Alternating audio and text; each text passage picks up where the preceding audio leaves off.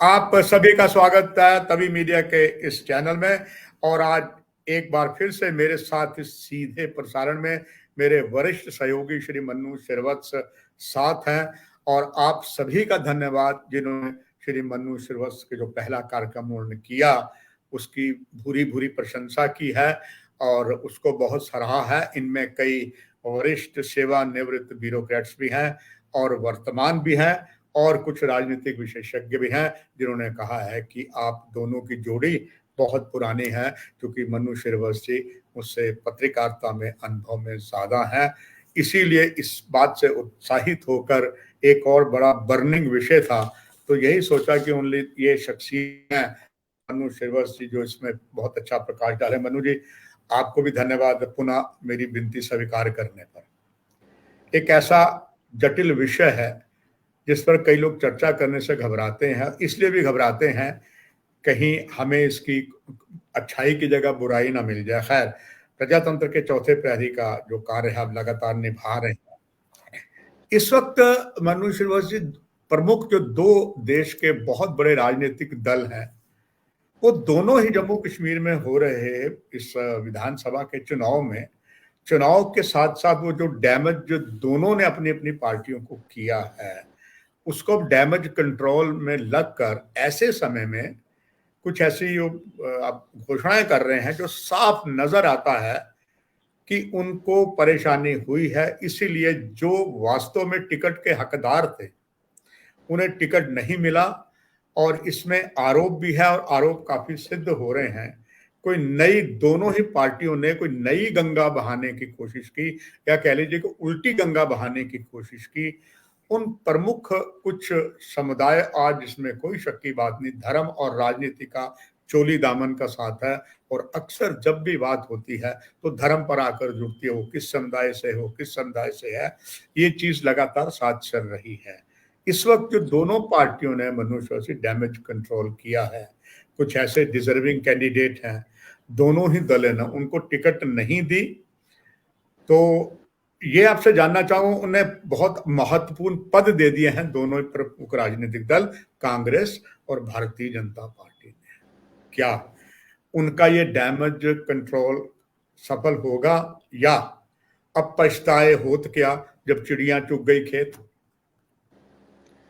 धन्यवाद हरबंश जी। मैं आपके सवाल का इशारा समझ गया कि आप जो जिस ढंग से कल कांग्रेस ने कुछ नई नियुक्तियां की हैं, बड़े वरिष्ठ वकील हैं महेंद्र भारद्वाज, दो तीन बार जम्मू कश्मीर बार एसोसिएशन के अध्यक्ष रह चुके हैं, उनको कांग्रेस ने वर्किंग प्रेसिडेंट बनाया है। और उनके साथ भानु महाजन एक महिला है जो कॉर्पोरेटर रह चुकी हैं और बड़ी गांधीनगर से, मुख्य गांधीनगर से, बिल्कुल जी जी जी, उनको भी वर्किंग प्रेसिडेंट की जिम्मेवारी सौंपी गई है। इसी तरह से कल एक और बड़ी नियुक्ति हुई, उदय भानु चिब, उन्हें अखिल भारतीय युवा कांग्रेस का अध्यक्ष बनाया गया है। श्रीनिवास बीवी जो पहले थे अध्यक्ष उनकी जगह। तो ये तीनों नियुक्तियां बताती हैं कि कांग्रेस ने विभिन्न समुदायों को विभिन्न वर्गों को साधने की कोशिश की है। लेकिन बड़े आश्चर्य की बात है कि उस समय किया गया जब एक चरण का चुनाव हो चुका है, दूसरे चरण में जाने वाले हैं चुनाव में और तीसरा चरण पहली अक्टूबर को समाप्त हो जाएगा, मतलब चुनाव संपन्न हो जाएगा। तो ऐसे समय में ये नियुक्तियां करना ये अपने आप में कई सवाल खड़े करता है कि क्या कांग्रेस ने कोई तैयारी नहीं की थी, क्या कांग्रेस ने अपना कोई होमवर्क प्रॉपर नहीं किया था, क्या कांग्रेस ने पहले नहीं सोचा कि कैसे विभिन्न वर्गों को सेटिस्फाई करना है, कैसे उनकी जो एस्पायरेशंस हैं उन पर खरे उतरना है। तो कहीं ना कहीं जो शिकायतें कांग्रेस के जो पर्यवेक्षक जम्मू में आए हुए हैं, कांग्रेस के जो वरिष्ठ नेता जम्मू में आए हुए हैं, उनको जो सूचनाएं मिल रही हैं उनके आधार पर फटाफट ये नियुक्तियां कल की गई। तो ये ठीक है कि महेंद्र भारद्वाज बहुत वरिष्ठ नेता है और उनके नाम पे किसी को भी आपत्ति नहीं हो सकती, लेकिन उनके पास भी कितना समय बचा है, तो ये सोचने वाली बात है। इसी तरह से भारतीय जनता पार्टी ने किया। भारतीय जनता पार्टी ने भी चुनाव में जब घोषित हो गया, उसके बाद जब टिकटों को लेकर बहुत असंतोष हुआ, बड़ी नाराजगियां हुई, तो सत्य शर्मा को बनाया गया वर्किंग प्रेसिडेंट, और इसी तरह से कविंदर गुप्ता जी को जिम्मेवारी दी गई, इसी तरह से निर्मल सिंह जी को जिम्मेवारी दी गई। तो ये सब नियुक्तियां ऐसे लगता है कि जैसे दोनों ही दलों ने विभिन्न वर्गों को लेके जो असंतोष था दोनों दलों में, उसे साधने की कोशिश की है। लेकिन सवाल ये होता है कि क्या इसका कोई लाभ मिल पाएगा, जिसे लेके मैं थोड़ा सा मुझे थोड़ी उम्मीद कम लगती है, क्योंकि आधा चुनाव गुजर चुका है, आधे से। तो अब इस मौके पे ये नियुक्तियां करना, इसका क्या फायदा होगा, ये समय ही बताएगा। जी। तो मनु श्रीवास्तव जी, जो बात मैंने आपके साथ साझा करने की कोशिश की और दर्शकों तक गई है कि अब पछताए होत क्या जब चिड़िया चुग गई खेत, क्योंकि ये बात जैसे दोनों वरिष्ठ कांग्रेस के नेताओं की बात करूं, इसमें कोई संदेह की बात नहीं। महेंद्र भारद्वाज का एक अपना किरदार है, उनकी पूरी नजर पहले बिश्ना विधानसभा क्षेत्र पर थी। आज से नहीं, लंबे समय से वो बहुत वहां काम भी कर रहे थे, क्योंकि हम दोनों जम्मुनिस्ट हैं, तो मनु जी एक शख्सियत का पता होता है। मगर वो रिजर्व सीट हो गई, तो फिर सारी आशाएं पड़ी थी कि विजयपुर से उनको, और उनका विजयपुर में बहुत अच्छा आधार है और विजयपुर जनरल सीट है, पूरी आशाएं थी। मगर वहां पर नेशनल कॉन्फ्रेंस और कांग्रेस के गठबंधन में कुछ ऐसी बातें हुई, और उसका गठबंधन को, नेशनल कॉन्फ्रेंस कांग्रेस को खामियाजा बहुत बड़ा भुगतने जा रहा है। क्योंकि आप भी जानते हैं कि मैंने पत्रकारिता 1986 से उसी क्षेत्र से की। तो वो मनु श्रीवास्तव जी, एक जो फिल्म थी बहुत पुरानी, मेरे हजूर, आपने भी देखी थी, उसमें एक राजकुमार का डायलॉग था, लखनऊ की कौन सी ऐसी फिरदौस है जिसे हम नहीं जानते बेगम। आपको याद है? पूरी छोटा सा कहूंगा, चप्पा चप्पा को, आपको पता है पत्रकार के नाते एक जम्मू वासी, और मैं चूंकि उस क्षेत्र से अभी भी सक्रिय हूँ और उसी क्षेत्र से हूँ, वहां पर जो नेशनल कॉन्फ्रेंस और कांग्रेस ने खेल खेला, महेंद्र भारद्वाज को टिकट दे देते तो ऑलमोस्ट कहा जा रहा डंके की चोट पर बात थी, वो टिकट कांग्रेस की झोली में जाती। नेशनल कॉन्फ्रेंस पे चलो उम्मीद थी कि शायद वहां पर नेशनल कॉन्फ्रेंस का गठबंधन हुआ है, तो वहां पर जो सबसे कद्दावर नेता थे नेशनल कॉन्फ्रेंस के, डॉक्टर रमेश, जो एक समय सुरजीत सिंह सलाथिया के साया थे, हम साया थे, और लंबे समय तक मनु जी उन्होंने राजनीति जो की है, बिल्कुल विजयपुर जो कस्बा है उसके साथ पुलिस स्टेशन है, उसमें साथ में जो वेटनरी का सरकारी है, उसमें लंबे समय तक लगे रहे हैं, और जग जाहिर है कि वो एक राजनीतिक केंद्र था। और सुरजीत सिंह सलाथिया ने वो गोड़ा मोड़ रहते राजनीति वहीं से शुरू की, और बड़ा प्रभुत्व था। तो अब सुरजीत सिंह सलाथिया इधर आ गए, तो उन्होंने पीडीपी ज्वाइन करके रमेश ने फिर आगे जब वो नेशनल कॉन्फ्रेंस में, और मनु श्रीवास्तव चुनाव शुरू, तब चुनाव की घोषणा के कोई चांसेस नहीं थे। ये थोड़ी बैकग्राउंड में तब बताना चाहता हूं, एक आपका अनुभव बटेगा, और जो थोड़ा बहुत आपके जितना तो नहीं, मगर उससे जो कम अनुभव दर्शकों को साझा करते चलूं। पहला मनु श्रीवास्तव, उमर अब्दुल्ला ने गुड़ा सलाथिया, जो एक शूरवीरों की धरती है, और गुड़ा सलाथिया डोमिनेशन है, और वहां पर हर घर में कम से कम एक वीर योद्धा तो है ही है, एक एक परिवार से 6-6 लोग भी हैं। और जब बाबा कौम, जिन्हें शेख अब्दुल्ला कहा जाता था, जेल से जब छूटे, उन्होंने पहला जलसा वही किया था सुरजीत सिंह सलाथिया के साथ। अब सुरजीत सिंह सलाथिया जाने के बाद उमर अब्दुल्ला ने गुड़ा सलाथिया में जलसा किया, और उसमें मनु श्रीवास्तव ने कवर किया था। मतलब पूरा जैम पैक था, वो लगता था कि रमेश को टिकट मिलेगी। रमेश को टिकट, खबर यह है कि देना चाहते थे, मगर एकाएक वहां पर कोई राजनीति हुई, टिकट किसी और को दे दी गई, और अब समझ चुकी है नेशनल कॉन्फ्रेंस, ना खुदा मिला ना विसाले सनम। तो शायद अगर महेंद्र भारद्वाज को टिकट वहां से दी जाती, कुछ और हो जाता।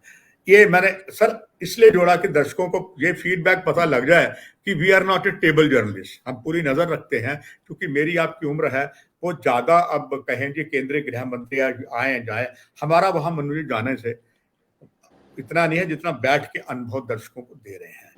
अब मनु सर, हम बात करते हैं जहां बहुत बड़ा कांग्रेस ने ये घालमेल किया, भाजपा भी कम नहीं रही।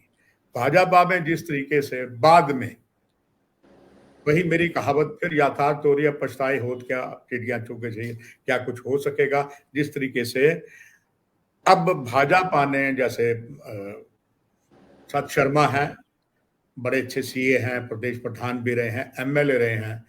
और इट वाज शॉक जब पहली सूची निकली है, सब हैरान हो गए टिकट किसको दी गई। और उसके बाद डैमेज कंट्रोल अब बहुत देर के बाद फर्स्ट फेज हो गया, सेकंड फेज, तब उन्हें बनाया गया है।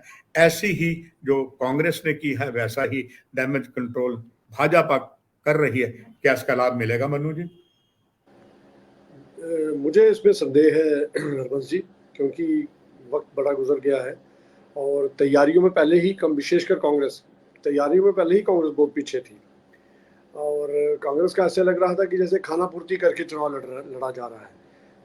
मुझे तो ये लगता है कि जो सवाल खाली महेंद्र भारद्वाज जी का नहीं है, यहाँ पे बड़े सारी सीटों पे रोष है, असंतोष है, विशेषकर ब्राह्मण वर्ग में और महाजन वर्ग में ये असंतोष दोनों दलों में देखने को मिल रहा है। कांग्रेस में तो ब्राह्मण वर्ग की बहुत ज्यादा अनदेखी की गई। जैसे छम की अगर हम बात करें, वहाँ बिल्कुल बहुत बड़े वरिष्ठ नेता मदन लाल शर्मा, उनके बेटे को टिकट दी जानी थी, उसके ऊपर बड़ी चर्चाएं थी, लेकिन अंतिम मौके पे उस ओपन सीट से एक अनुसूचित जाति वर्ग के नेता ताराचंद को टिकट दे दी गई। तो उससे आपने दो नुकसान किए। एक तो आपने अखनूर में एक सशक्त उम्मीदवार नहीं उतार पाए, और दूसरी तरफ आपने स्वर्ण जातियां जो हैं उनमें एक संदेश दे दिया कि ये सीट अभी भी ओपन नहीं हुई है कांग्रेस के लिए। तो ये अपने आप में ही कांग्रेस ने एक बहुत बड़ा ब्लंडर किया है, और जिसका खमियाजा उसे मुझे रिपोर्ट्स आ रही हैं, आपके पास भी ऐसी सूचनाएं आ रही होंगी कि इस तरह की वहाँ पे बातें हो रही हैं। अभी मैं थोड़ी देर पहले पवन शर्मा जी, हमारे बड़े वरिष्ठ सहयोगी हैं, उनका एक वीडियो देख रहा था, वो खोट से ही रिपोर्ट कर रहे थे। तो उससे साफ पता चलता है कि सतीश शर्मा और जो भारतीय जनता पार्टी के बागी उम्मीदवार हैं वो काफ़ी पेश है। और दोनों जो भारतीय जनता पार्टी और कांग्रेस के उम्मीदवार हैं, जो अधिकृत उम्मीदवार हैं, वो काफ़ी उस लिहाज से पीछे चल रहे हैं। तो ये साफ नजर आ रहा है कि कांग्रेस ने किस तरह से गलतियां की। अगर हम कठुआ जिले की बात करें तो 6 सीटों पे सिर्फ एक ब्राह्मण उम्मीदवार उतारा गया, वो भी अंतिम मौके पे। वो उससे भी बड़ी बात मैं हरबंसी आपको बताता चलूं कि उन्होंने टिकट मिलने तक, मनोहर लाल शर्मा ने बिलावर से कांग्रेस ज्वाइन नहीं की थी। जिस दिन उनको नामांकन पत्र मिला है उसके बाद वो अधिकृत रूप से कांग्रेस में आए हैं। तो ये कांग्रेस की सारी तैयारियों को लेकर सवाल खड़े होते हैं कि आखिर कांग्रेस संदेश क्या देना चाहती है। कांग्रेस में एक इतिहास रहा है, ब्राह्मण समुदाय की एक बड़ी कंट्रीब्यूशन रही है इस प्रदेश में कांग्रेस, कोई शक की बात नहीं। बिल्कुल सर, पंडित अगर हम प्रेमनाथ गिरधारी लाल डोगरा, बिल्कुल सर, बेलीराम पंडित, बेलीराम मंगतराम शर्मा, मदन लाल शर्मा, और उनके भाई श्यामलाल शर्मा, चाहे बेशक आज वो बीजेपी में है। तो ये बड़े सारे ब्राह्मण नेता हुआ करते थे। तो आज ब्राह्मण बिल्कुल नजरअंदाज किए गए हैं।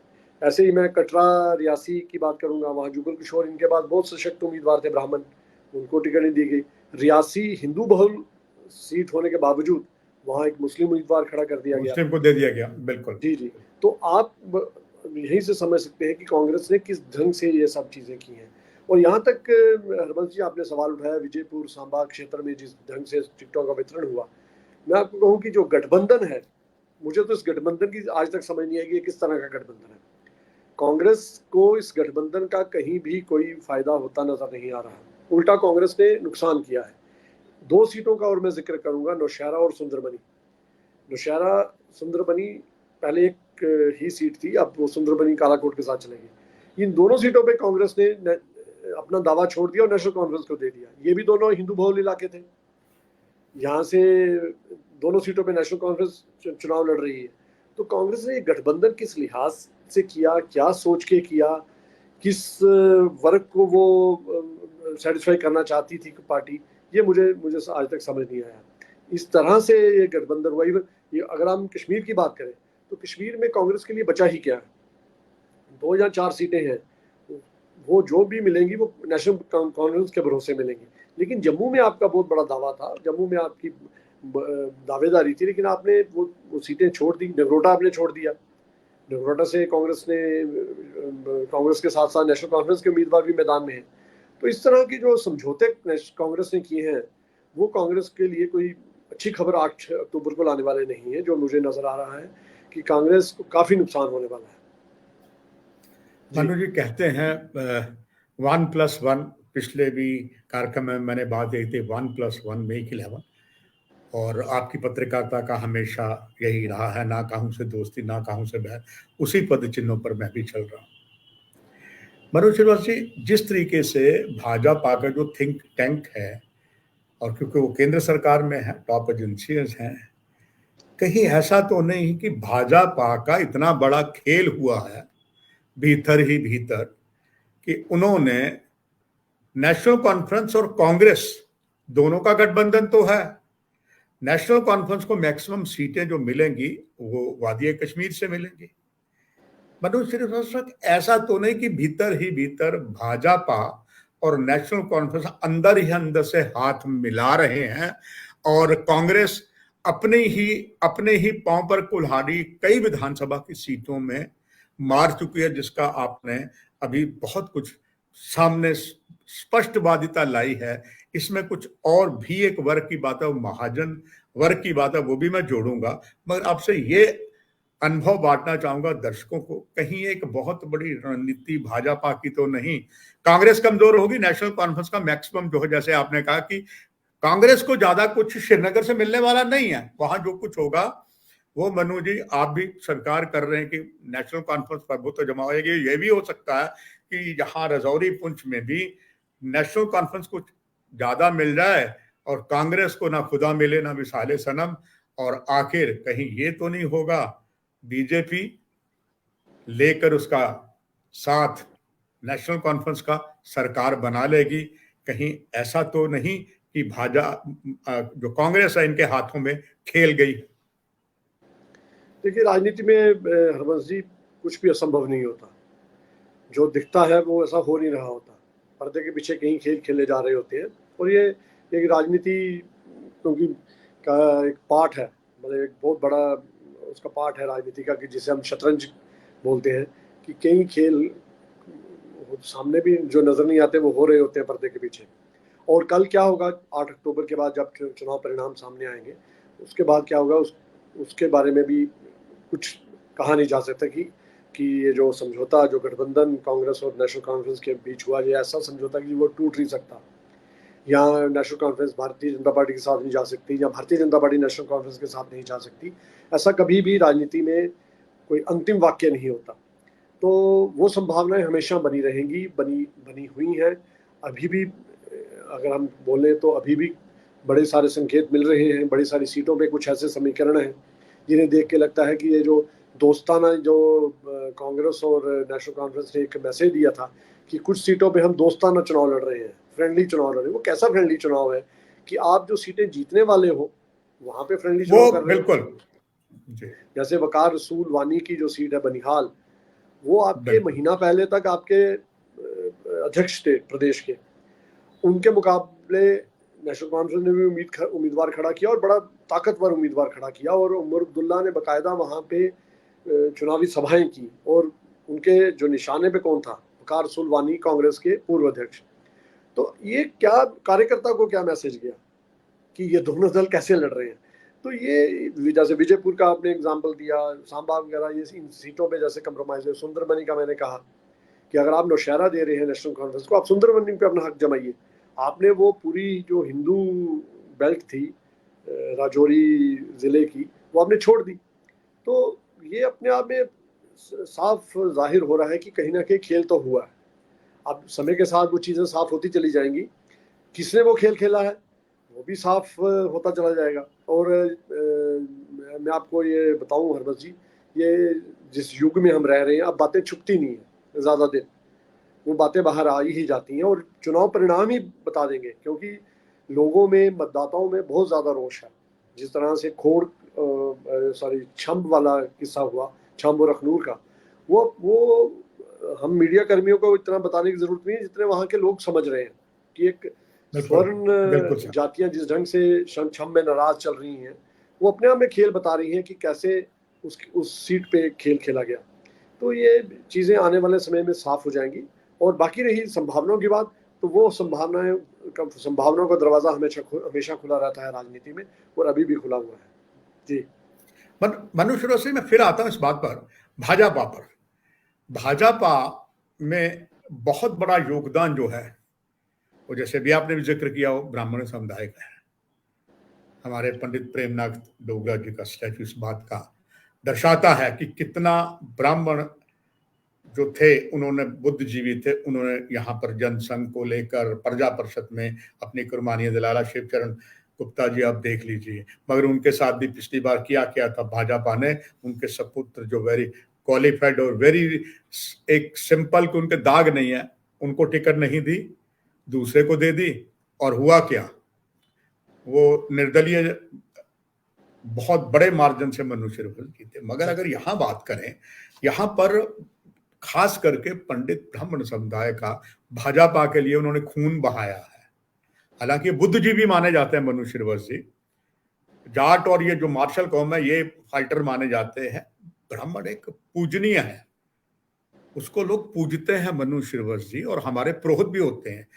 पुरोहित तो किसी और समुदाय से नहीं होता, ब्राह्मण से ही होता। अलग अलग आप देखिए, ये फलाने जात में फलाने उनके पुरोहित है। इतना कुछ उन्होंने किया, इसके बावजूद भी अभी भी ऐसी शख्सियत हैं। आप अगर देनी ही सीट थी तो वैद्य वैष्णो दत्त जी को कौन उनके एहसानों का बदला भाजपा संघ या प्रजा परिषद दे देगी? उनके किसी अगर देते, उनका एक बेटा है वो सेवानिवृत्त भी हो चुका है, अशोक खजूरिया जी हैं। अशोक खजूरिया की कुर्बानी आप कैसे भूल सकते हैं? उन्होंने पंडित प्रेमनाथ डोगरा की लाद रखी। और उन्होंने, आपको याद है 1996 में जब वो बाई इलेक्शन में जब वैद्य वैष्णो दत्त जी सांसद बन गए तो उनकी जगह वो आए थे, तो उन्होंने कहा था ये पगड़ी मैं मरते दम तक नहीं उतारूंगा। और लगातार, मनु जी आपको भी याद होगा, अभी कवरेज जब में आते थे वो पगड़ी डाल के अशोक खजूरिया आते थे। तो कम से कम भारतीय जनता पार्टी ने ऐसी शख्सियत की जिन्होंने बहुत कुर्बानियां दी हैं। अगर देना ही था, इसमें वंशवाद कोई नहीं था, उनके बेटे को उनको निकटतम को दे देते सीट। ऐसे वैद्य वैष्णव थे और बहुत सी शख्सियत थी। आपने और कई जो एक तरीके से यूज एंड थ्रो किया। मनु शिरवल जी असीम अनुभव आपका बांटना चाहूंगा। अब कहते हैं ब्राह्मण का कभी श्राप नहीं लेना, कहीं ऐसा तो नहीं किसी की निकली हुई बद्दुआ भाजपा को पूरी तरीके से सुपड़ा साफ करते हैं? देखिए, जैसे हमने कांग्रेस का जिक्र किया कि कांग्रेस में काफ़ी नाराज़गी है ब्राह्मण समुदाय की, कि एक संदेश चला गया कि ब्राह्मण समुदाय को नज़रअंदाज किया गया टिकटों के वितरण में। और जितना इतिहास ब्राह्मणों का रहा है कांग्रेस में, उससे कम बीजेपी में भी नहीं रहा है। अगर हम पीछे नज़र दौड़ाएं तो पंडित प्रेमनाथ डोगरा जी के साथ साथ वैद्य विष्णु दत्त जी का बहुत ज़्यादा कंट्रीब्यूशन है। और अशोक खजूरिया जी का आपने नाम लिया। जैसे चंद्रमोहन शर्मा जी नाराज चल रहे हैं, वो बागी उम्मीदवार के तौर पर चुनाव लड़ रहे हैं, ठीक है। तो वैसे ही महाजन बिरादरी भारतीय जनता पार्टी में उसका एक बहुत महत्वपूर्ण भूमिका रही है उस बिरादरी की। और आज भारतीय जनता पार्टी जिस मुकाम पे पहुंच चुकी है, उसमें उस समुदाय का बहुत बड़ा योगदान रहा है।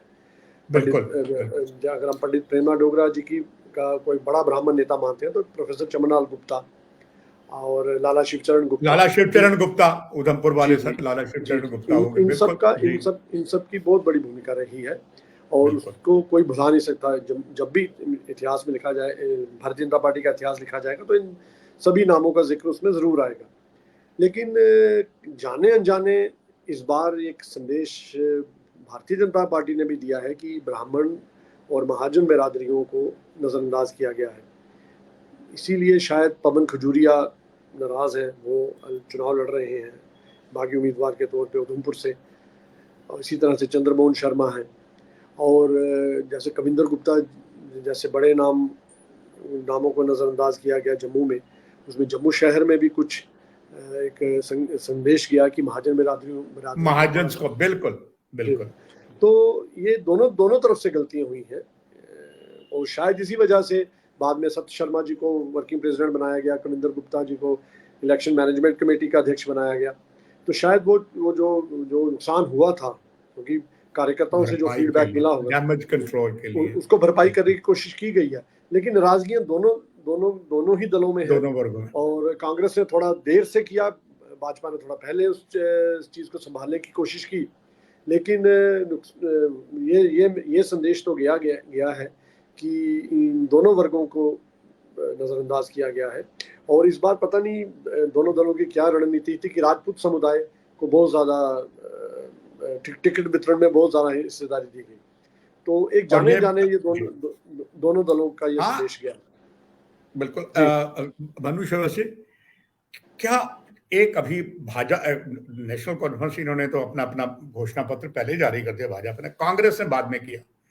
आप उसके घोषणा पत्र में देखो, उन्होंने दो बातें बड़ी इंपॉर्टेंट की हैं और लगता है उनका राजनीतिक लाभ उनको मिलना शुरू हो गया। एक, उन्होंने ये कहा अपने घोषणा पत्र में कि जो महाराजा हरि सिंह की प्रथा चली आ रही थी सचिवालय की, हम इसको पुनर्जीवित करेंगे। और मन्नू जी, मैंने भी थोड़ा सा, जो हमारा खास करके जम्मू शहर का महाजन जो पूरा बिजनेस हब है, अंदर ही अंदर में बड़ी खुशी की लहर है। अगर ये कांग्रेस कर लेती है, उनका जो बिजनेस काफी बहुत डाउन हुआ है, कुछ तो कहते हैं कि बैंकक्रप्ट हो गए हैं, क्योंकि जो मन्नू जी आपने देखा एक कश्मीरियत भी होती थी। मुझे याद है जब आता था तो जर्नलिस्ट भी आते थे, हम गेट टुगेदर जर्नलिस्टों के साथ करते थे जो कश्मीर से यहाँ आ जाते थे, ऐसे ही आपके पड़ोस में अगर जो आते थे। अब दूसरा, उन्होंने पंजाबियों के लिए कहा है बहुत सी चीजें जो नहीं कर पाई भारतीय जनता पार्टी, जैसे उदाहरण तौर पर एक मनु जी ने एक मांग की थी सिख समुदाय ने कि हमें जो टनल जो है बनिहाल की या दूसरी, वो गुरु तेग बहादुर के नाम के कर दे, क्योंकि गुरु तेग बहादुर ने ही कश्मीरी पंडित, जब औरंगजेब ने तानाशाही की थी तो उनको धर्मांतरण से बचाते। लोग आज भी कश्मीरी, खास करके पनून कश्मीर, आज भी गुरु तेग बहादुर दिवस शहीद मनाता है। मगर मनु श्रीवास्तव जी, अब खबर ये आ रही है कि वो अंदर ही अंदर बात चल रही है, ऊपर से तो कह रहे हैं ना जी हम महाजन तो बीजेपी के साथ हैं, मगर खबर आ रही है कि कांग्रेस की दो सिख और ये महाजन जो है टिल्ट जो है, अगर ये वोट मनु जी चला जाता है कांग्रेस को, तो क्या सचमुच भाजपा के लिए बहुत बड़ा घातक साबित हो सकेगा? देखिए अर्पण जी, जहां तक दरबार मूव की आपने बात की, वो वाकई बहुत बड़ा झटका लगा है जम्मू संभाग को, विशेषकर जम्मू जिले को, जम्मू शहर को, क्योंकि जो कारोबार है उसको वो बहुत बड़ा नुकसान में है उस प्रथा के बंद होने से। जब दरबार मूव हुआ करता था तो जम्मू के बाज़ारों में बहुत ज़्यादा रौनक रहती थी और जम्मू के व्यापारी के चेहरों पे खुशी साफ दिखती थी। लेकिन पिछले कुछ सालों से जब से ये प्रथा बंद हुई है तो वो रौनक गायब है, क्योंकि एक ऐसी परंपरा थी जो दोनों हिस्से हैं जो इस प्रदेश के, वो एक ब्रिज का काम करते थे, खूबसूरत पुल था, दोनों संस्कृतियों का आपस में संगम होता था। और कई बार जैसे आपने कहा कि हम पत्रकार लोग भी को भी मिलने का जुलने का मौका मिलता था एक दूसरे के साथ, ऐसे ही आम लोग भी एक दूसरे को समझने की कोशिश करते थे, एक दूसरे की संस्कृति को जानने की कोशिश करते थे जब कश्मीर से बड़ी संख्या में लोग जम्मू पहुंचते थे। लेकिन वो प्रथा बंद होने से निश्चित रूप से जम्मू के व्यापारी वर्ग को बहुत नुकसान हुआ है। अब वो वोट में कितना परिवर्तित होता है ये देखने वाली बात होगी। ये ज़रूर है कि कांग्रेस ने उसे अपने मैनिफेस्टो में डाला है, लेकिन बात वही आ जाती है कि आप जनता तक वो बात कैसे पहुंचाते हैं। मैनिफेस्टो हर कोई नहीं पढ़ता। और एक और मज़ेदार बात बताता चलूँ आपको कि कांग्रेस ने सबसे पहले मैनिफेस्टो कमेटी बनाई, लेकिन कांग्रेस ने मैनिफेस्टो रिलीज किया 16 तारीख को। 18 तारीख को पहले चरण का चुनाव था, तो 16 तारीख को मैनिफेस्टो रिलीज हो रहा है। वो कब वो लोगों तक जाएगा, कब वो आप लोगों को बता पाएंगे कि हमने ये मुद्दे इसमें लाए हैं। तो मैं वही आपको कह रहा हूँ, शुरू में भी कहा कि कांग्रेस ने खाना पूर्ति की है। ये चुनाव 10 साल बाद इस प्रदेश में चुनाव हो रहे हैं, जितनी ताकत से, जितनी आक्रामकता से कांग्रेस, क्योंकि कांग्रेस विपक्ष में है, उससे ज्यादा उम्मीदें हैं लोगों को, वो एक विकल्प बन के उभर सकती थी, लेकिन कांग्रेस ने ऐसा नहीं किया। एक तो टिकटों का जो वितरण हुआ वो साफ दिख रहा है, वो आप भी सब इतने अनुभवी हैं, आप भी सब जितनी जम्मू संभाग की विधानसभा क्षेत्र है वो आप सबको जानते हैं कि कैसे कैसे क्या खेल खेले गए। फिर उसके बाद आपकी तैयारी कोई नहीं, आईटी सेल आपका नहीं है कोई, आप प्रचार तंत्र में पिछड़े हुए हैं, संसाधनों की कमी आपके पास है, वो सभी जानते हैं कि कांग्रेस के पास आज संसाधन नहीं है। तो जब संसाधन भी नहीं है, आप लड़ना भी नहीं चाहते, तो आप कैसे मुकाबला कर पाएंगे भारतीय जनता पार्टी के विशाल तंत्र का? तो ये सवाल कांग्रेस नेतृत्व को देखने चाहिए थे। और सबसे बड़ी बात हरबंस जी कि कांग्रेस ने कभी भी जम्मू संभाग के ऊपर उस ढंग से फोकस नहीं किया जितना होना चाहिए था। पता नहीं क्या कांग्रेस की मजबूरियां हैं कि जम्मू को इतना महत्व नहीं दिया जाता, जबकि जो जमीन कांग्रेस की जम्मू संभाग में वो कश्मीर में नहीं है। कश्मीर में बहुत कोशिश भी कर लेगी, चाहे गठबंधन भी हो गया है, 4 से 5 सीटों से ज्यादा कांग्रेस नहीं ले सकती। जम्मू ही एक ऐसा हिस्सा है जहाँ पे कांग्रेस के लिए बहुत ज्यादा संभावनाएं हैं, बहुत ज्यादा संभावनाएं। मैं नहीं ये कहूंगा कि कांग्रेस के अंदर ताकत नहीं है, वो लड़ नहीं सकती, लड़ सकती है। उसका कार्यकर्ता आज भी हर गांव में है, हर खित्ते में है। लेकिन सवाल ये है कि आप कार्यकर्ता तक जा ही नहीं रहे, जा नहीं पा रहे। बिल्कुल, आप अपनी बात को पहुंचा ही नहीं पा रहे। मैं जैसे राहुल गांधी के दौरे की बात हो रही थी, कल एक चैनल पे मैं बैठा हुआ था कि राहुल गांधी आ रहे तो क्या परिवर्तन होगा। मैंने कहा अभी तक तो जम्मू क्षेत्र में तो आए नहीं। जम्मू जिसे हम मानते हैं, जम्मू जिला मानते हैं, जम्मू सांबा, कठुआ, उधमपुर, रियासी, वो जलसा कर रहे हैं संगलदान में। उन्होंने रामबन में क्यों नहीं किया जलसा? उन्होंने बनिहाल में क्यों नहीं किया? जिससे कम से कम आप 8-10 जो विधानसभा क्षेत्र थे वहां पे असर डालते। संगलदान एक बहुत अलग पिछड़ा हुआ इलाका है, वहां तक मुझे तो लगता है कि संगलदान के लोग भी मुश्किल से पहुंचे होंगे। वैसे ही आज वो आ रहे हैं और जा रहे हैं अपना सुरनकोट। तो जम्मू में जिस ढंग से कांग्रेस ने, क्योंकि जम्मू एक राजधानी भी है, बड़ा शहर है, जम्मू की आवाज पूरे खित्ते तक जाती है।